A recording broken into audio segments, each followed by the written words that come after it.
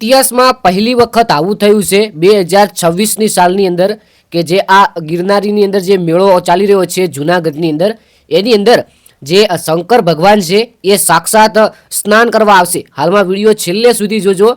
જે શંકર ભગવાન છે એ સાક્ષાત અહીંયા સ્નાન કરવા આવશે અને તમે જોઈ શકો છો કે કેટલાય સાધુઓ અહીંયા ઊભા છે સ્નાન કરવા માટે, કારણ કે ભગવાન આવવાના છે અને તે પણ સ્નાન કરશે અને જો આ સાધુઓ પણ સ્નાન કરશે તો આનાથી મોટી શું વાત હોય. આ તો એક ચમત્કાર થયો કહેવાય. મિત્રો, હાલમાં એવા વિડીયો ખૂબ વાયરલ થઈ રહ્યા છે અને કહી રહ્યા છે કે શંકર ભગવાન સાક્ષાત આવશે અહીંયા સ્નાન કરવા માટે.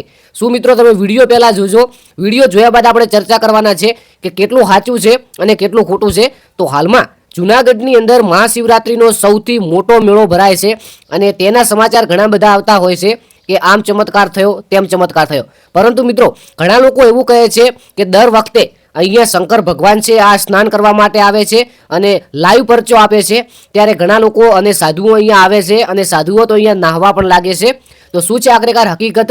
તો મિત્રો, આપણે જણાવી દઈએ કે કોઈ એવી માહિતી નથી કે એવું પ્રૂફ નથી કે અહીંયા શંકર ભગવાન નાહવા આવે છે એટલે કે સ્નાન કરવા માટે આવે છે. કોઈ પણ વાતનું પ્રૂફ નથી અને ઘણા લોકો કહે છે કે નથી આવતા, તો તેનું પણ પ્રૂફ નથી. પરંતુ મિત્રો, આ વાત કરીએ કે સાચું છે કે ખોટું છે, તો મિત્રો બને ત્યાં સુધી આ ખોટું હોઈ શકે છે, પછી કંઈ સાચું હોય તો આ ચમત્કાર કહેવાય. બાકી હજુ સુધી કોઈ એવું પ્રૂફ નથી કે એવું 100% પાકું નથી થયું કે શંકર ભગવાન અહીંયા સ્નાન કરવા માટે આવે જ છે.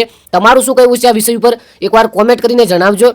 ચેનલને સબસ્ક્રાઇબ કરી લેજો અને કોમેન્ટની અંદર એકવાર જય ગિરનારી લખી નાખજો. આ વિડીયો ફક્ત ઇન્ફોર્મેશન અને મનોરંજન માટે બનાવવામાં આવેલો હતો. આપેલી માહિતી સોશિયલ મીડિયા દ્વારા લઈને આપવામાં આવી છે. અને ખાસ કરીને એક મહત્વની વાત કે હજુ સુધી ઇન્સ્ટાગ્રામ પેજ ફોલો નથી કર્યું તો જય ગુગા શોર્ટ કરીને સરસ મજાનું પેજ છે, લગભગ 5000 લોકો જોડાવા આવ્યા છે. તો તમે પણ પેજની મુલાકાત અવશ્ય લેજો, તે પેજને ફોલો કરજો, વિડીયોને લાઈક કરજો, આ બને તેટલું આ વિડીયો શેર કરજો, ચેનલને સબસ્ક્રાઇબ કરજો. આપણે